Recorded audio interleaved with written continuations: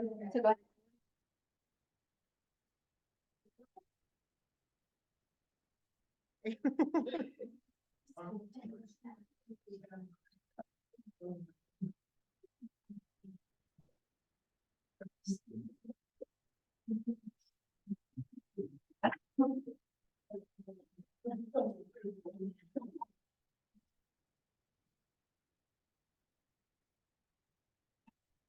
Okie dokie. Well, hello everyone, and welcome to the March edition of the PVAS monthly program.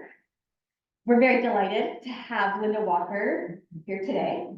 We'll do a more detailed introduction later before we pass the mic over to Linda. But in the meantime, I want to give you some updates about what's been going on with Potomac Valley Audubon Society and some things to look forward to in the near future. So first of all, thank you to everybody that contributed to our annual appeal. Not only did we meet the goal, we exceeded the goal. So we are so grateful for the support from you here in the room and the rest of the PBS community. Thank you so much. So that money in part is helping to support the many things we do. And of course, the people help support the things we do. And we're excited this week and also last week to have brought on board our new batch of AmeriCorps service members. So some of our AmeriCorps are still with us right now. So Sam and Will, some others in the room, Charlotte and Liz. Liz will be here for the remainder of the month and then come back later as camp director this summer at Cool Spring. But our new folks are the folks pictured here. So Autumn York and Holly French, they are new educators to the team, though not new educators in general, coming with lots of great experience and naturalist knowledge. And then Caitlin Godfrey, who is our land management and conservation AmeriCorps. It's Caitlin, right? As soon as I said that, I doubted myself. Thank you for confirming. So very excited to have them aboard. So if you come to a volunteer work day, you're probably going to see Caitlin a lot, because of course that's what Caitlin's going to be doing a lot of. So we're starting to get those onto the calendar now that it's getting really warm. Some of them are going to be these preserve work days like you've known in the past, but we have some really cool specialized ones this year. The spotted lanternfly one this weekend, as well as a few others. So definitely check that out. Kingfisher Cahoot is back, so we have starting next week, reptiles themed one. Of course, we have bird walks from our wonderful bird walk volunteers, and a new series of bird walks have started that is going to visit a different place each month. So we have our reliable ones that happen every month at Cool Spring, etc., but now a little bit more variety in the mix. This past month at WeNats was the first time that we had our Spanish inclusive sessions. So in English, partially in Spanish, went really well, and we got some lovely feedback from that. So that's a very exciting thing, and very glad for Amy's work making that happen. Of course, we're continuing with other regular things like our wellness walks.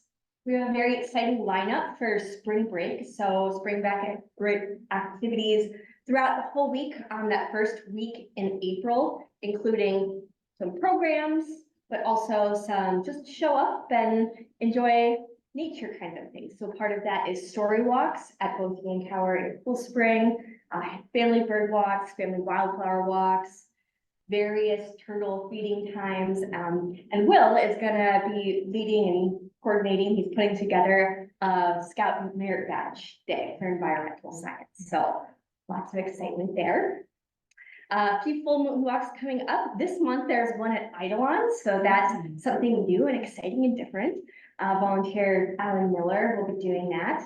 And then this week starts the exciting spring ephemeral season. So Thursday at Cool Spring, we're gonna kick off the spring ephemeral season with a botany identification workshop.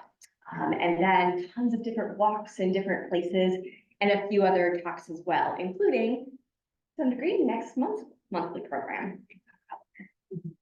Okay, something that's a one-off that I just want to make sure you all know about and know how cool it's going to be is this Friday at Cool Spring, Will is going to be hosting a microscope lab. And so these are some photos that Will took yesterday from some samples from the waters at Cool Spring. So we're preparing some slides, getting ready, and yeah, it's gonna be a fun Friday night at Cool Spring, seeing the tiny life that's there living in the water and whatever other samples we put together, we'll put together.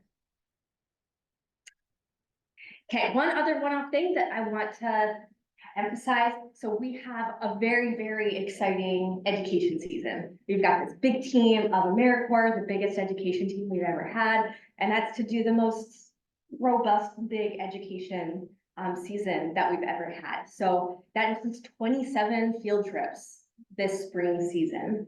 And 22 of those are watershed field trips. And so Laurel is going to be hosting a watershed field trip volunteer training, because the more hands and the more naturalist brains that we can have hanging out with these kids, they're getting in the water and exploring macroinvertebrates or going on their habitat hike around the park that we're at, the better, right? So hope to see some of you there. Okay, this race is for the birds. This is coming up in April. So we would love to have, again, more help distributing the flyers. We have those on the back table right there. So if you want to help us get these into the community, we would really appreciate that. Of course, we'd love to see your faces there if you want to come along. If you have business connections, we're still looking for some sponsors as well. And today on the calendar, we just got up the special bird walk that's happening the day before the actual race itself. So the this race is for the birds special bird walk. So check that out.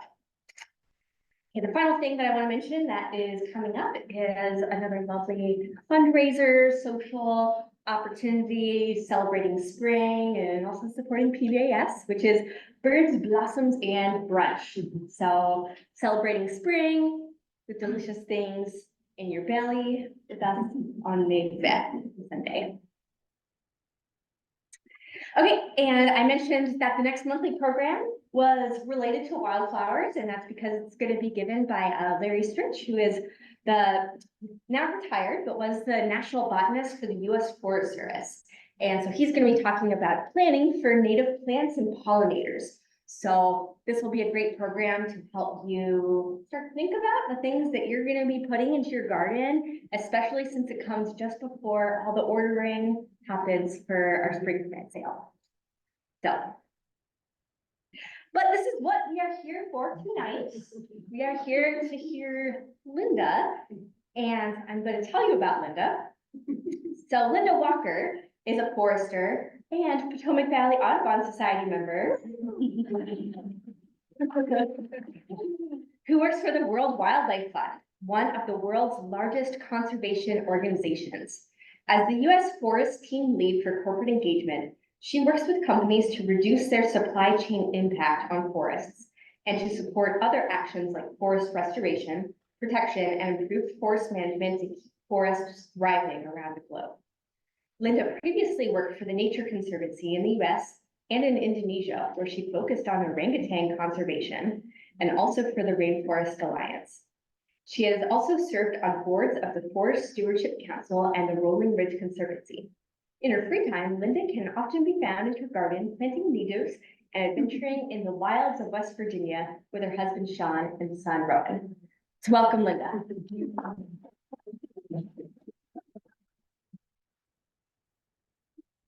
Put me up here.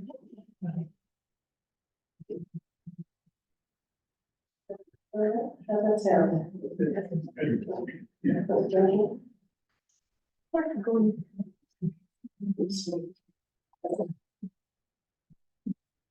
Testing. Good? Yeah.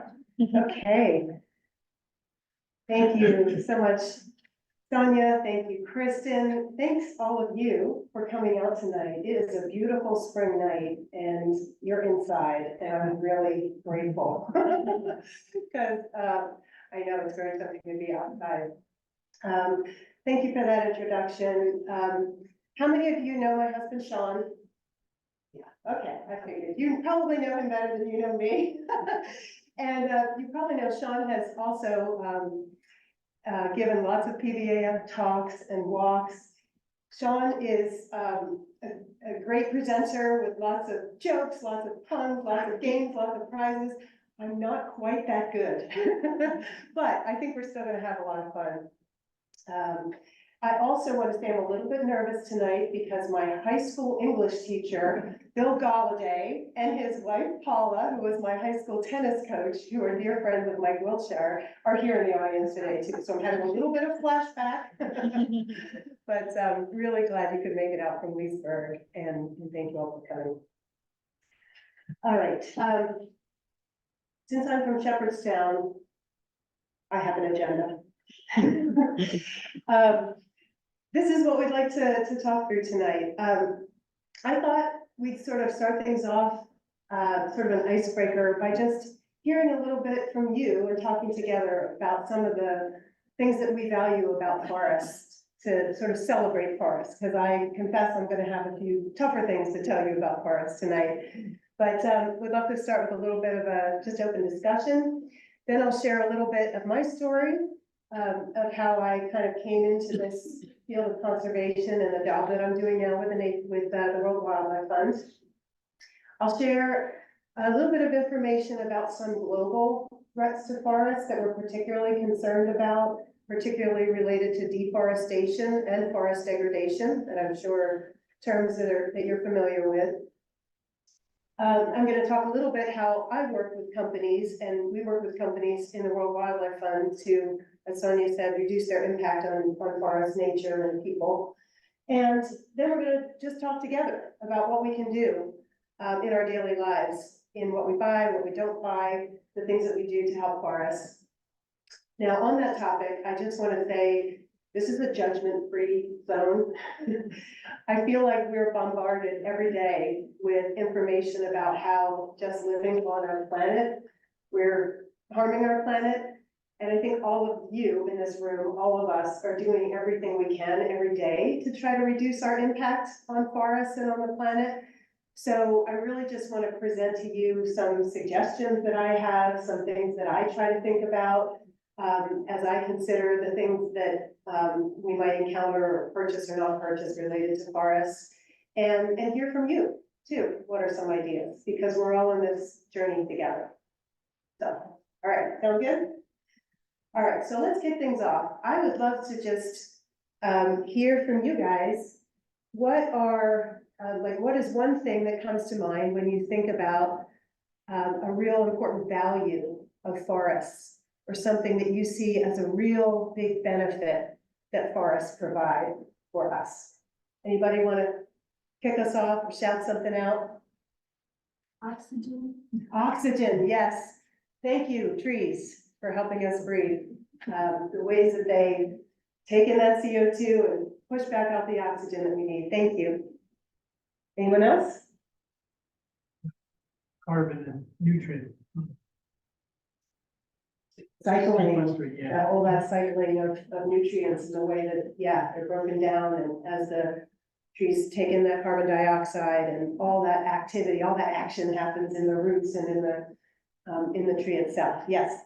How about forest bathing? Oh, we love forest bathing.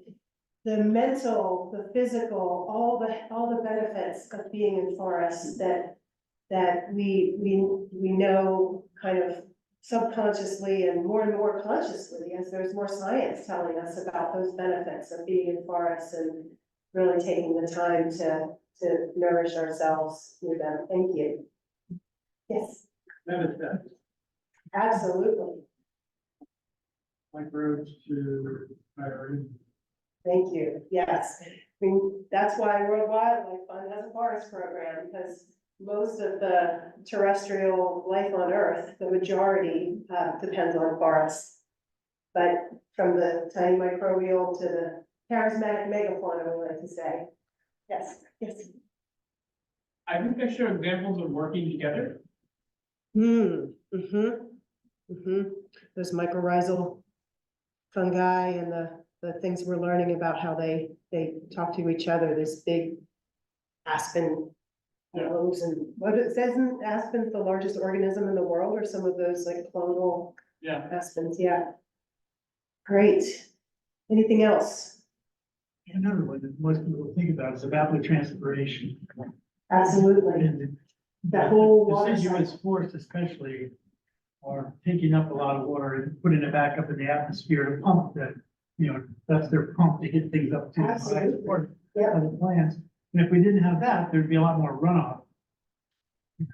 Just that would be a lot more erosion and everything else. Absolutely. Those trees, the roots are stabilizing our soil, and you probably heard about some of the term the tipping point for the Amazon and some of the concerns that people have that if we lose more than about 25% of the trees in the Amazon, you could disrupt that whole water cycle, the whole weather cycle that the Amazon rainforest itself perpetuates, that keeps it as a rainforest. So that's a great point.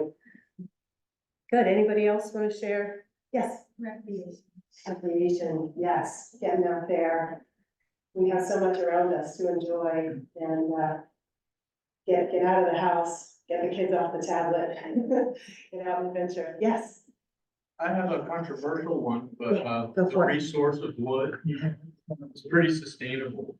But Absolutely. Absolutely. I mean, that's what I spend my time on a lot, which is, forests are providing us products that we use every day. Many of we don't even think about. We'll talk about that in a little bit. Paper products, the wood products, they're a huge engine of our global economy. And if done right, if harvested right, it's a renewable resource. If not, then things go wrong. But yeah, absolutely, engine and the ecosystem services too, that indirectly, the clean water, the filtration you're talking about, the thing we try to emphasize a lot to companies is the dependencies that they have on forests, even if they're not a forest products company, because they're the beverage company that needs clean water, or, they depend in different ways. Great. I think you hit all the ones I have on the list. Anybody else want to throw any others out? I think you got them all, the ones that I had.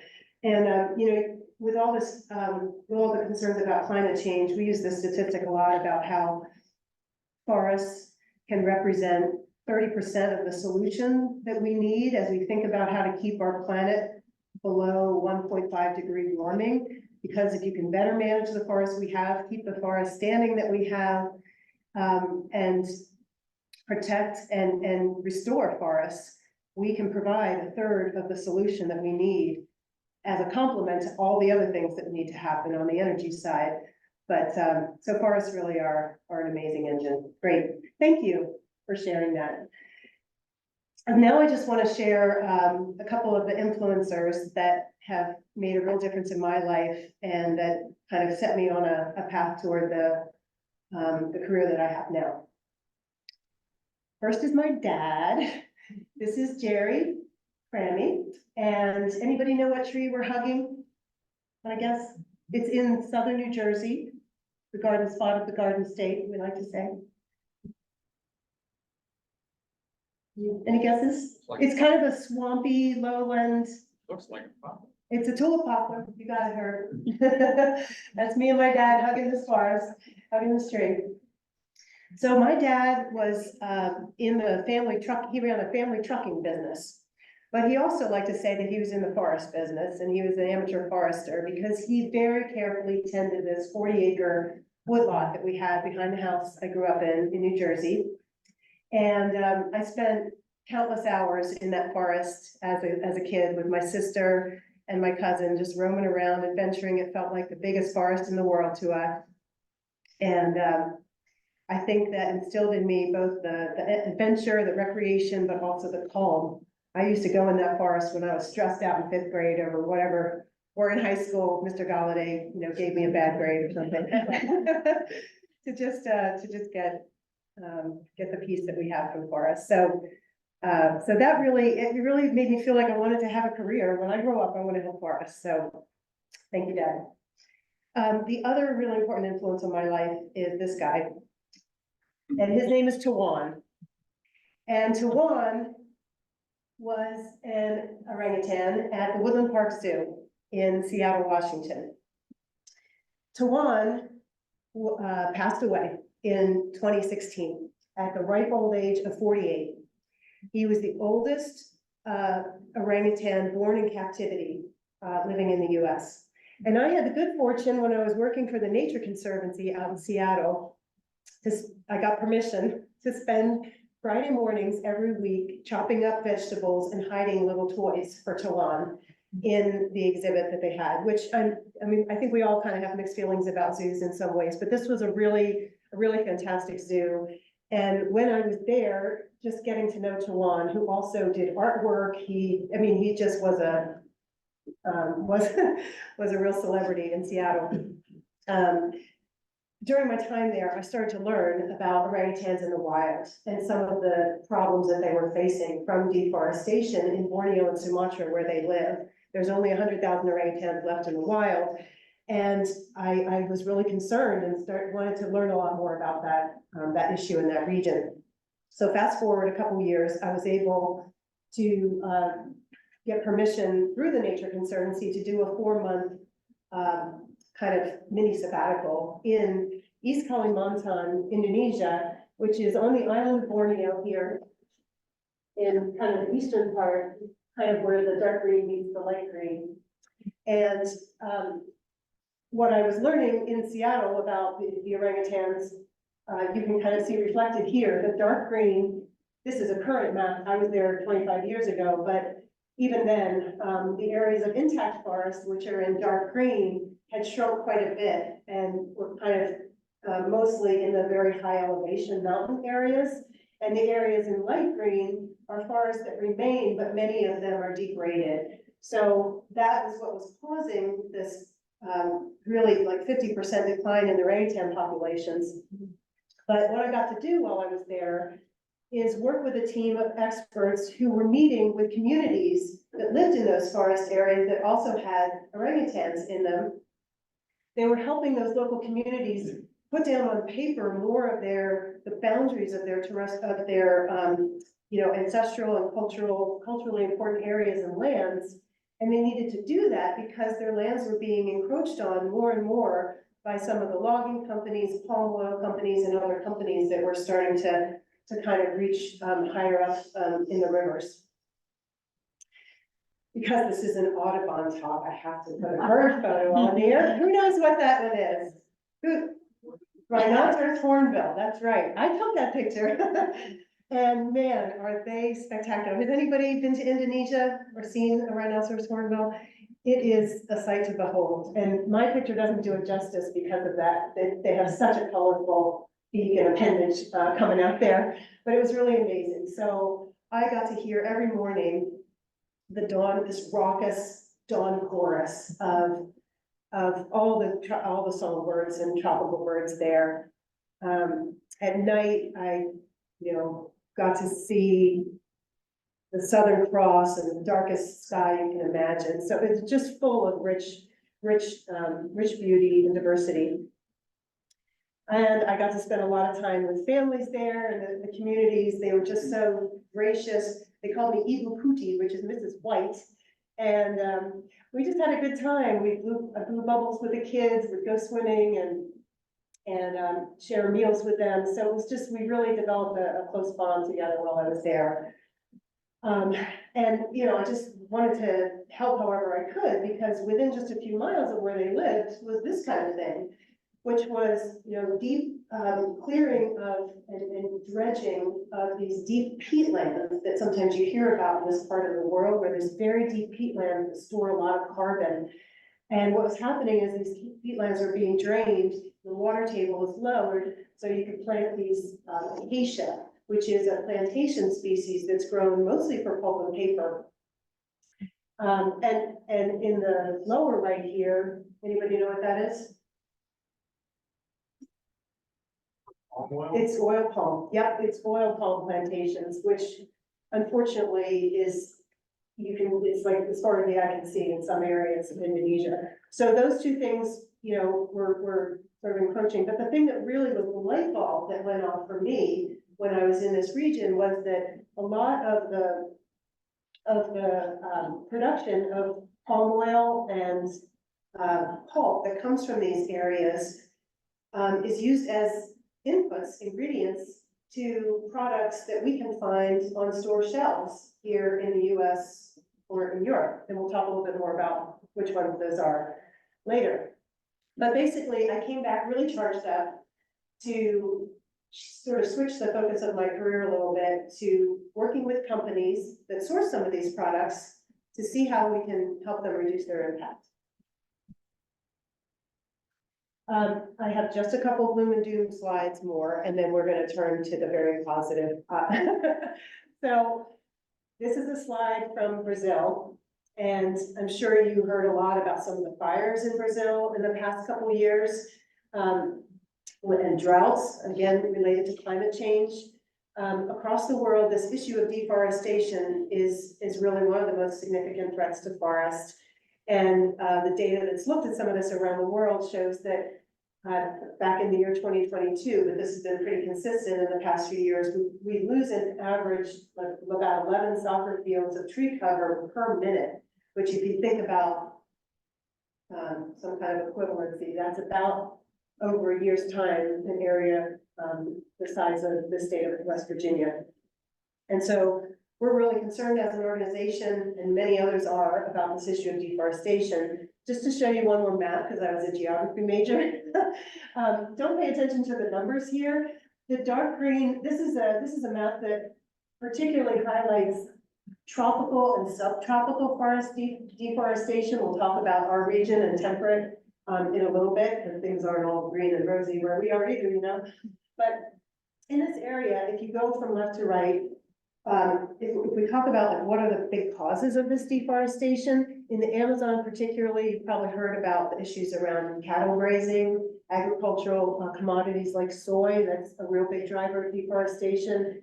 In Africa, in all these places, there's some clearing of forests for subsistence agriculture, which is absolutely what should happen and is happening in a lot of these areas, but there's also a lot of encroachment, deforestation for coffee or cocoa production in West Africa, and also increasingly palm oil and rubber plantations in the greater Mekong region, which is up here, Indonesia and Papua New Guinea. We've got palm oil, rubber, pulp and paper. And in Australia, which you might not think of as much as a deforestation front, there's quite a bit of forest in this area of Queensland that has been subject to deforestation also for cattle grazing. But agriculture is certainly not the only pressure facing these areas. There's mining, there's a lot of like road clearing that can kind of create a ripple effect of impacts across these areas. So there's a lot of pressures. But obviously there's still a lot of intact areas and a lot of opportunities for restoration that can reverse some of those impacts. And again, in our area, we certainly have issues of forest clearance or forest conversion, not nearly at the scale as in the tropics, but these pictures will probably look familiar to many of you, of representing some of the things that we have in our region that are issues around forest degradation. We've got the kudzu and other invasive species attacking forests. We've got invasive insects.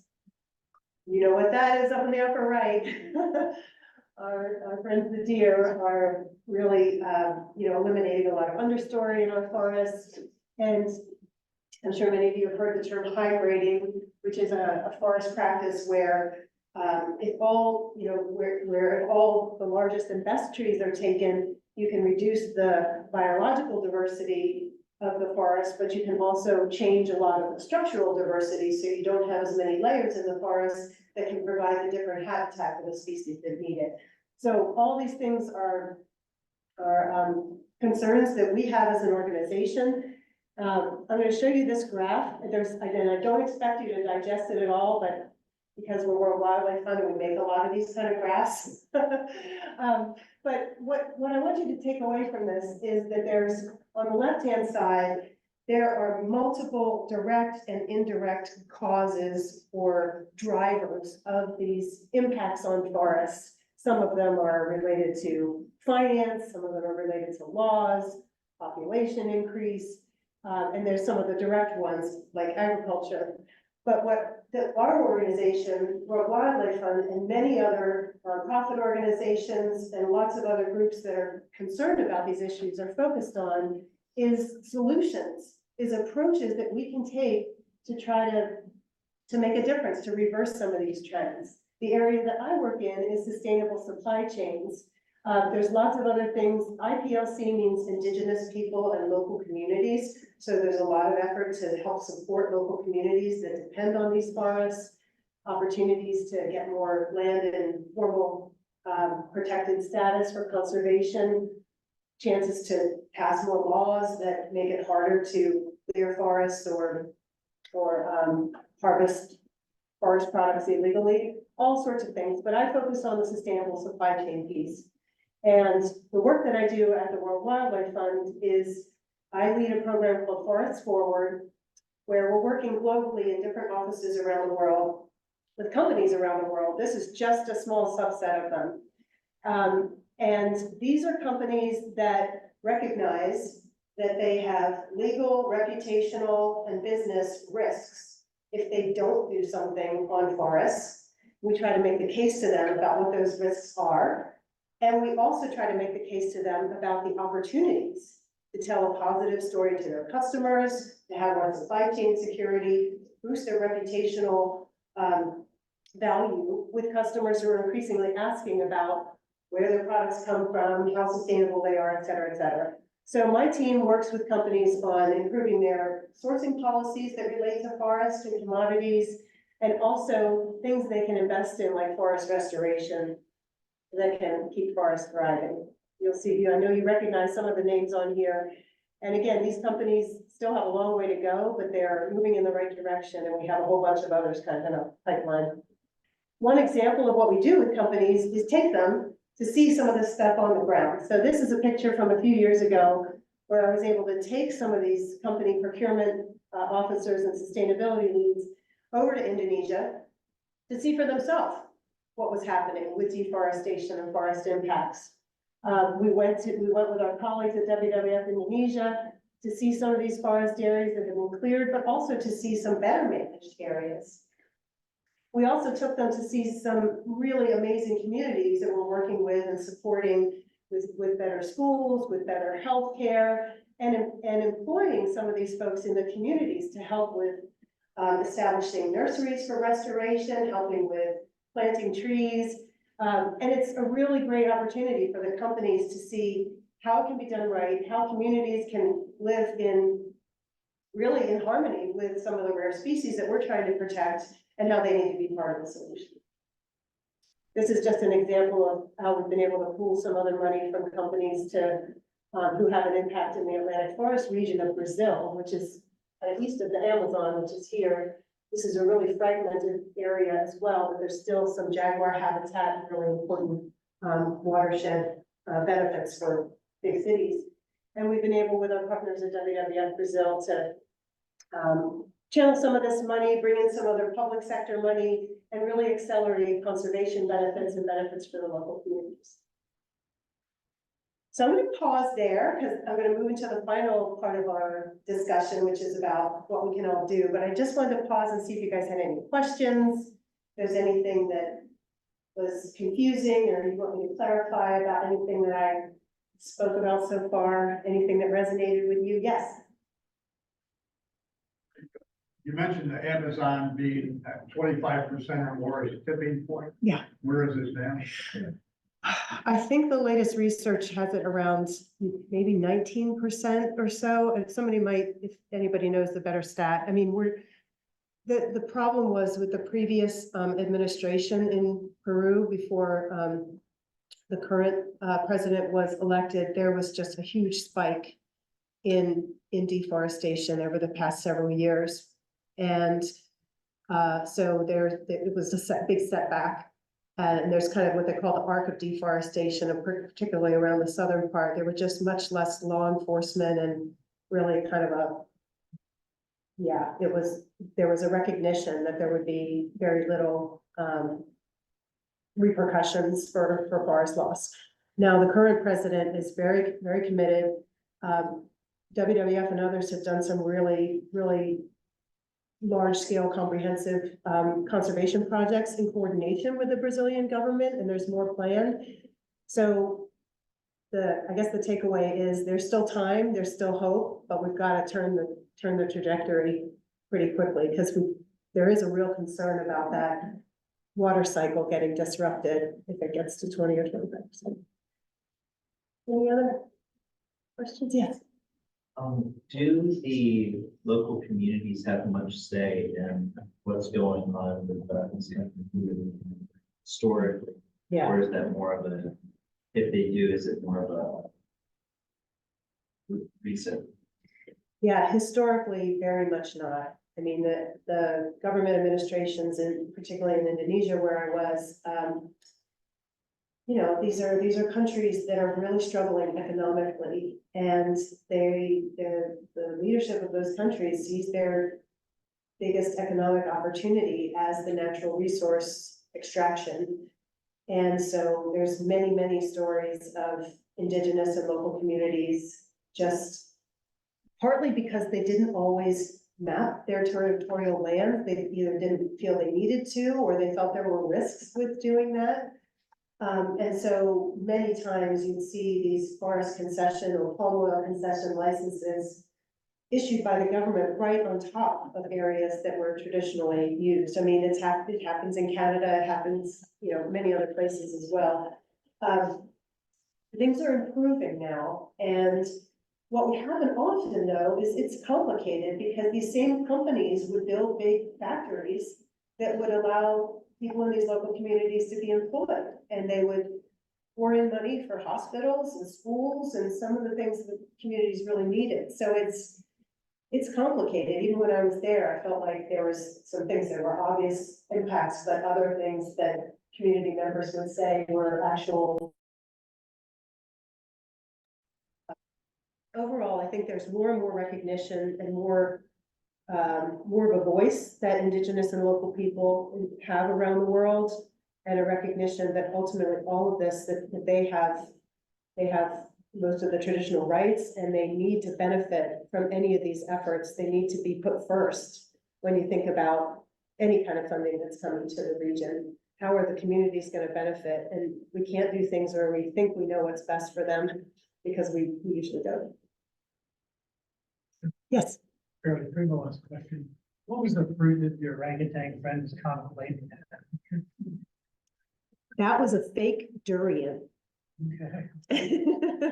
But in the wild, the durian is one of the most important fruits in the rainforest. Well, because it was in the zoo, I thought it would be cute to like stuff it with peanut butter. And it's hard to get actual fresh durian in Seattle. Yes, it's the stinky fruit. If you travel to Southeast Asia, you will see signs like before you go into airports that have a big durian fruit on them like that, with a big no sign through them. Do not bring this on the plane. Do not bring this into the hotel. But people love it or hate it. Dirty socks is what I've heard it referred to as. All right, well, let's wrap up. I've got just a few more slides about what you can do. And again, no judgment here. These are a few suggestions. You can Google all sorts of lists of how we can all help and what we can do. This is my curated selection for tonight. And I'd love to hear your thoughts, and because I'm sure I missed some things. Okay, so I have like a handful of slides around like the things we buy or don't buy, and then a couple things we can do. Okay, so here's one suggestion that I believe everyone in this room is striving to do or is already doing: be a mindful consumer. So I get asked sometimes the question, you know, what is the best wooden furniture product right now? And what do you think might be a response that I could say to that? Secondhand. Secondhand, the one in your house. You know, like this, that reduce, reuse, recycle. How much opportunity we all have. Unfortunately, there's lots of opportunities. This is one of my favorite Facebook pages. Are you guys in the Buy Nothing Shepherdstown group? Any of you? Awesome. Yeah, this is a great group, a Facebook group where you can just give away stuff you don't want anymore, and people are happy to take it. Reduce, reuse, recycle. There's Free Cycle. There's Craigslist. And I think there is kind of a culture now that's growing about reusing, repurposing, and we got to do more of that. Now, when you do have to buy some things, I mean, you probably can't put toilet paper on the Buy Nothing page. Certain things you can't probably repurpose. So, and there's certain things you have to buy. So I just put a few array of things up here. And the point here is just thinking about where there might be products out there that could come from forests or could impact forests that we don't always think of as coming from forests. So I wanted to ask if anybody could guess what that shirt is made of. Who said what? Rayon, right, absolutely. Does everybody know what rayon is? Rayon, tencel, modal, what other things might you find in the Bed Bath and Beyond, in your sheets or in stores? This shirt is made from wood pulp. Rayon is made from pulp, just like paper is made from pulp, but there's a different kind of process to turn it into what's called viscose fiber. And there's more and more products that are made with rayon shirts. They're soft, they're nice, and they can be made sustainably. The cool thing is there's a lot of organizations trying to raise awareness and get companies that make, you know, textile companies and retailers to have deforestation-free clothing that comes from forests. And that would be rayon, tencel, modal. They're like different kinds of pulping processes. There's a lot of sheets and, you know, bedding that's made from this stuff now. So just being aware that that comes from trees is kind of useful. So when they take that from the tree, is it the bark? No, it's still chopped up, you know, branches and small trees, and it's just like you would harvest wood for pulp, for paper making. So it's ground up and then they cook it. Yep, they make the pulp out of it, but then there's a process it's pretty chemical intensive to try to spin that all into little threads instead of making it into wet pulp for paper. Okay, here's another one. Anybody want to guess what common ingredient is in all these products? We talked about it a little bit already. Palm oil, yes, palm oil. It's in our snack foods, it's in our shampoos, it's in Nutella. But here's the good news, and I'll get to this in the next slide. There are ways that you can source these ingredients that don't contribute to deforestation. Cocoa, coffee. Okay, I have one other quiz for you. What percentage of tires on the road today do you think have natural rubber or latex in them? Anybody want to guess? What percentage of cars from, you know, car, truck tires, bicycle tires have natural rubber in them that would come from trees? You know, you can hack trees to get natural latex for rubber gloves, for other products. 30%. 30%? Anybody else? 5%? Anyone else want to guess? Actually, 100. Every single car, truck, bicycle tire on the road today has some percentage of natural latex in it. And that was shocking to me to learn. But Michelin, Bridgestone, car companies, they also need to have deforestation-free policies, both for the rubber in their tires and the leather in the cars. It's shocking to me, but there's properties of natural latex that are necessary for like pliability. The only tire that I've been told does not have natural rubber in it is the Lego tires that my son uses when he builds a Lego. Those are synthetic. So there's different proportions, and the bigger the tire, those enormous tractors that do mining and everything, and airline tires, they have higher percentage of natural rubber in them. And electric vehicles, because they're heavier than regular vehicles, there's projections that they're gonna need to use like 3 times more tires over the course of their lifetime than a regular car. So there is a real concern about a wave of deforestation for new rubber production, which, I mean, it just blows my mind, but those are the kind of things that are light bulbs that, like, that's really important to know because it could be part of the problem. So just a couple more slides. When people ask me, what can I do when I shop? I say, well, look for, besides these things we talked about, look for trusted certification labels. The one that we really promote that I believe is the good housekeeping seal of approval for forest products is this one here, this check mark tree symbol. FSC stands for, anybody know? Forest, Sustainable company. close, Forest Stewardship Council. And you can see it, if you go to the store, you can see it sometimes on notebooks, on copy paper, on products, because this is an independent, almost like the organic label you'd see on a product. It's an independent verification, so somebody's gone out and audited a forest to make sure that 10 critical principles and criteria are met around things like protection of rare species, wider stream buffers, longer rotation lengths, protection of old growth, protection of indigenous communities that might be associated with the area, protection of water quality. So these are requirements that go typically above and beyond what's the legal requirement for what's allowed in the forest. And that mark that you can see on the product is your symbol, your assurance that the wood came from responsibly managed forests that protect people, protect wildlife, and protect some of those other qualities that forests provide. So, but for these non-recyclable products, if you can tolerate the little bit less, a little bit more scratchy and a little bit less fluffy, although there are tissue products that are FSC certified, and we work with some of those companies that produce them. If you can handle recycled content, ideally post-consumer recycled content, and ideally unbleached post-consumer recycled content for things like paper towels and toilet paper, that can take pressure off of forests. I think if I come up with a better term than 100% recycled bath. I know, it should be called just as good. This is a Rainforest Alliance symbol. You may have seen this on like coffee and chocolate. This is a really good seal of approval for some of those other agricultural commodities like coffee and chocolate.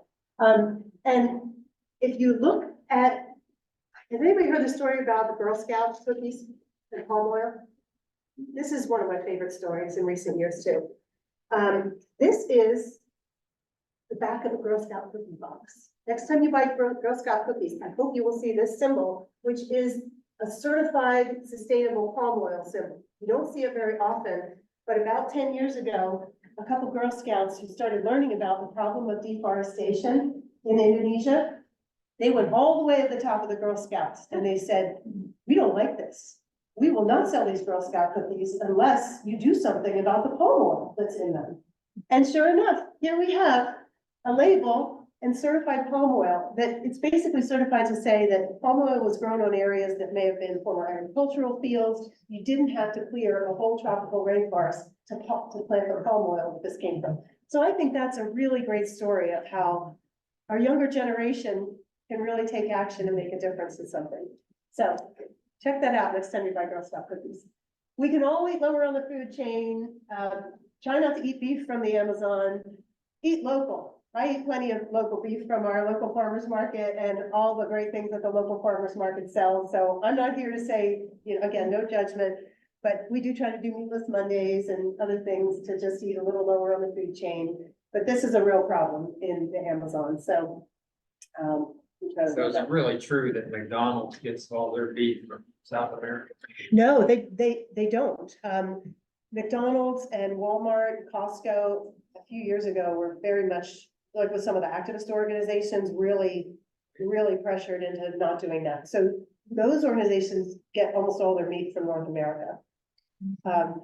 With Mexico, there's a lot of North America, Canada, US, Mexico going on there. But many of them, if you go on their websites, they have a deforestation policy and they say we do not get beef from Amazon for Brazil, Paraguay, or Uruguay, Peru.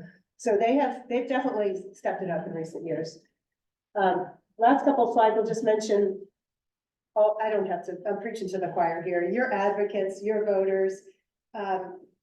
So our opportunity to vote for people who care about forests and vote for policies, advocate for policies that support forests, we need to do. I wanted to share one interesting a bill that's now just in December, it's been introduced to our Congress, bipartisan House and Senate sponsors, which is almost unheard of these days. It's called the Forest Act. And we are hoping that we can get this passed this year.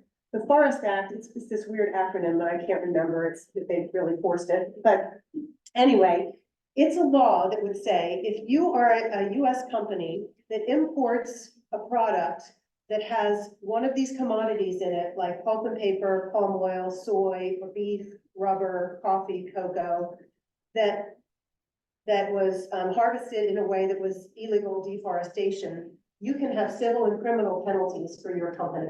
It's sort of equivalent to this other law called the Lacey Act that's been on the book for a long time, more about wood imports. But surprisingly, it might seem surprising, but there's actually a lot of companies who are interested in supporting this law as well. Because for them, they see it as, well, if we're trying to do the right thing, we want a level playing field for all the companies that are selling products into the US. We don't want these companies that are importing stuff that's cheap and, at the expense of people. And so there's actually quite a bit of support for that. I'm happy to share more information about it, but I think there's a recognition, this is one of those cool opportunities where the business community and the conservation community are coming together and saying, yes, this law makes sense because it can help us help forests and help kind of make it a level playing field. This is my last piece of advice that I don't really need to share with you, is the importance of just being out in our local forests, celebrating them, enjoying them.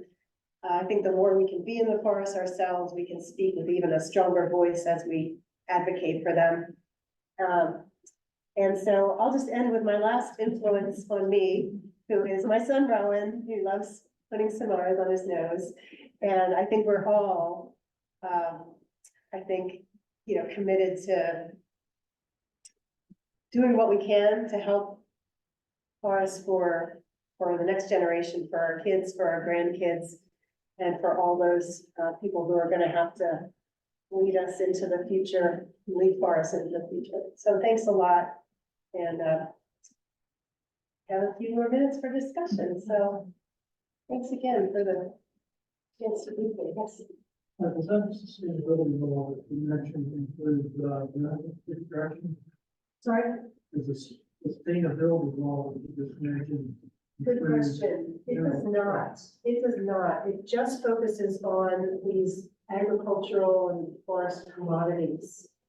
But it sure would be nice if we had that, because like we're well aware of the impacts that mining is having more and more. I mean, even just having an electric car myself, the amount of different minerals that go into an electric car versus a regular car, and the amount of just minerals used for those smartphones, everything we use every day, there's quite a bit of concern about the deforestation associated with that. So hopefully we'll get there too. Yes. With PDAS, we have a lot of strong environmental education. Yeah. And working with youth and the young adults who might not have the strongest political or economic input in society. Yeah. But I notice a lot of them have a lot of anxiety and stress over what is it that we're inheriting from these other generations. Mm-hmm. And so I would like to ask you when we meet these young adults and these children who are seeing the stress, what are some things that we could tell them that they can do to be a part of the solution where they don't feel this? Yeah. That's a great question. I had the opportunity to talk to a group of fifth graders a couple weeks ago, and they knew more than I would have ever known about deforestation in the Amazon. And that must be really scary for them in fifth grade to learn things that we know now. I talked to them about a lot of the things we talked about here, about being out in nature, about planting trees, about taking action that you can do to help locally. And then thinking about, they were planning to go contact Senator Schatz, who was in Hawaii, and he's one of the co-sponsors of that Forest Act bill. They were gonna go call him and ask him to come and talk to their school in a few days. So, telling them the importance of their voice, even if it's a voice that's urging their parents to do something a little different or to, take action, I think is important. I think we've got to all think about how to not have them feel overwhelmed and hopeless, because this is gloom and doom stuff, so how, you've got to pivot quicker, probably than I did with you. Pivot quicker to the opportunity, the optimism. We are at an unprecedented time for global funding, global recognition. I saw a presentation the other day that, half of our global economy is dependent on nature. And all of the, just the SEC last week passed requirements for companies to disclose more about their climate risk.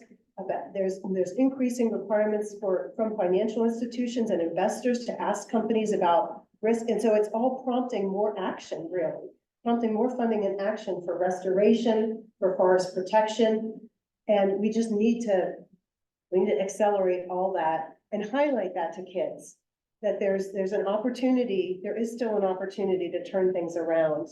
And, highlighting the success stories where we have them, about the bald eagle, about ways that, even local watersheds can be improved. And I think that, I think you gotta have your radar up for that kind of fear and worry and give them things to do. As we need, Thanks for that question.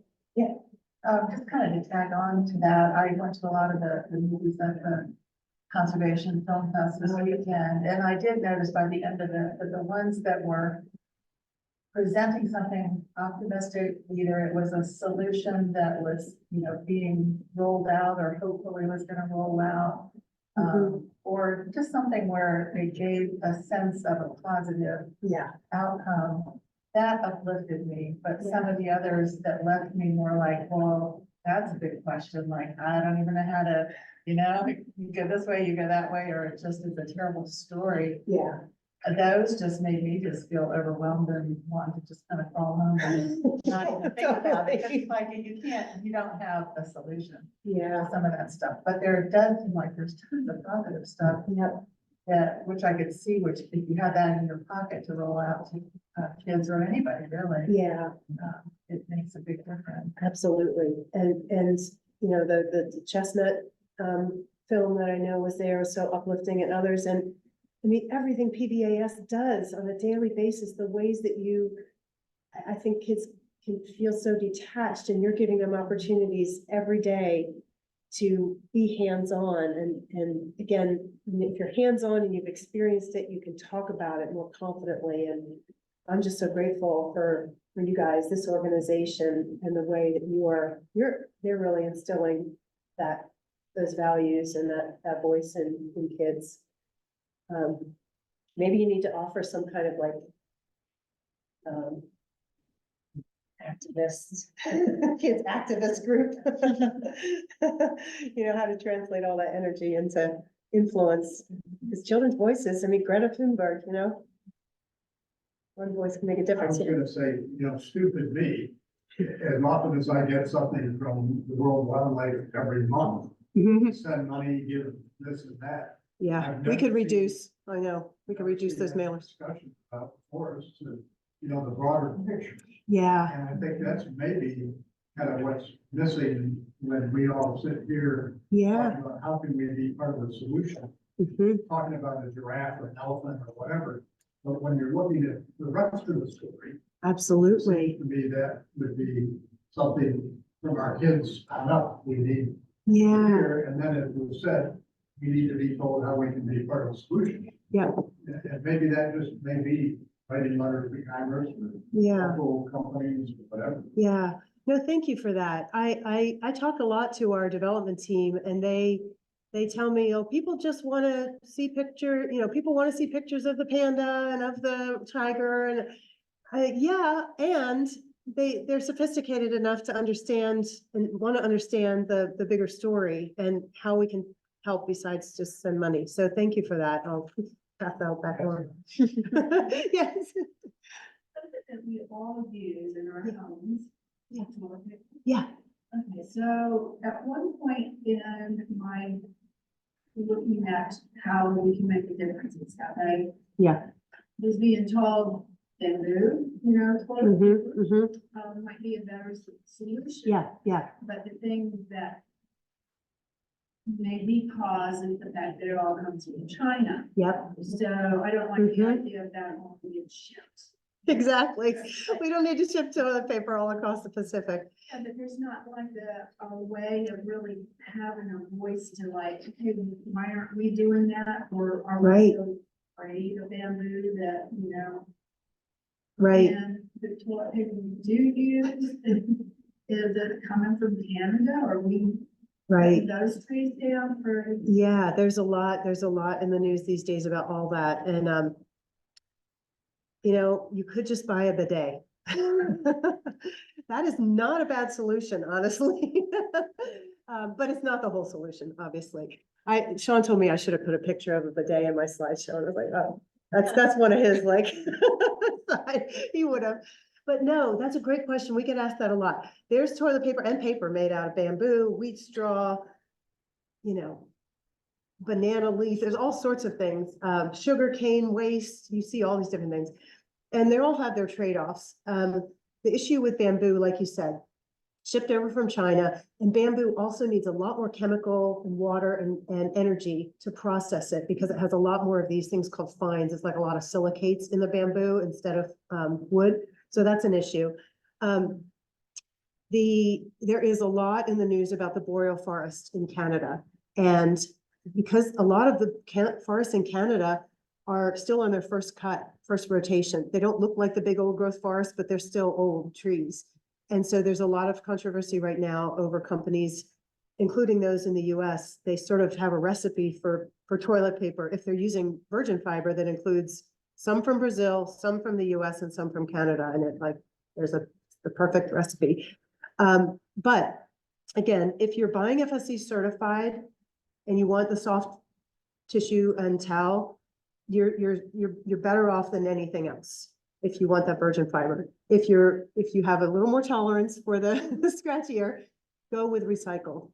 And there's a lot out there. There's brands on the shelves, the different ones that you can find them sometimes on even at the Food Lion or the 7th Generation or things like that. And so there is bamboo certified paper that's FSC certified because you can grow it in a way that's very sustainable. But again, you've got that issue of coming all the way over from China. I've spent more time than I'd like to admit in my career talking about toilet paper. We even did a report a few years ago called Tigers or Toilet Paper because we were trying to get some products off the shelf that were linked to Indonesia. So I'm happy to talk about toilet paper. I could talk about toilet paper all day long, but yeah, so, but you're doing the best you can. I'd say, yeah, that one slide I had where FSC, if it's virgin fiber, recycled or post-consumer is really good and unbleached is even better.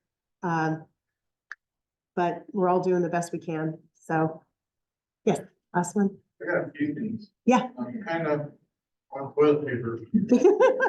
I don't know if this is still an accurate number, but I used to work for the National Park Service. And their budget every year just for toilet paper alone is $2 million. Oh my gosh. Yeah. Yeah. If you look at a pie chart of consumption of toilet paper in the US versus the rest of the world, it will blow your mind. It's the #1 product sold at Costco. I mean, we use a lot. And again, we can learn something from the Japanese, as Sean always tells me.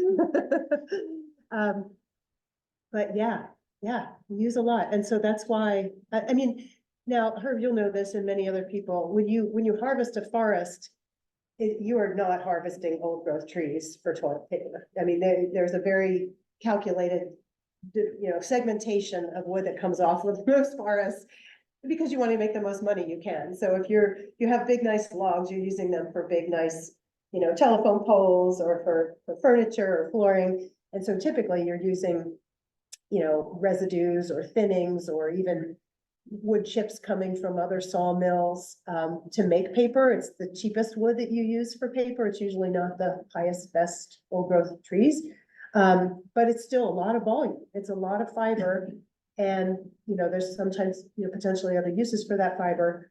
So, yeah, I do think wherever you can use recycled for single-use paper products, it's good to do that. But there's a lot of quality attributes that people want. I know we're a little over our time. I literally could stay here and talk toilet paper till 9 o'clock, but, anyway, you got one more? Yeah, I can switch off toilet paper. You had all the companies up and it Yeah. got me thinking, I'm an investor. Mhm. I don't know if anybody else is here that's not financial advice. Yeah. But, there's something called an ESG rating. Yeah. For different companies. Right. I personally like for, companies with a high. Good for you. ESG. Yeah, So that's a way you can just better your future. And also Absolutely. helping towards- absolutely. You can look at their ratings on like Yahoo Finance and things like that. There's Sustainalytics, there's SASB ratings, the ESG ratings. There's these different rating systems that will score companies on different sustainability attributes, not just forestry. So that's awesome to look at. And the other cool thing is there's more and more like pressure on companies to disclose. This SEC requirement, there's something called the Task Force on Nature-related Financial Disclosures, climate-related financial disclosures. There's a recognition from investors that they deserve to know more about the nature risks, the climate risks that these companies are facing, because that can translate into profits or losses, risks. Yeah. Well, I know we're a little over. I want to be respectful of everyone's time. Thank you so much again for the interaction, the questions, and thank you for doing everything you can for us. It's been fun being here. And sorry I didn't hand out prizes like Sean does, but next time I'll bring some stuffed orangutans or something. So thank you again. Thank you. And feel free to reach out to me. I put my personal email in just because it's just easier for me to segment the emails that I get to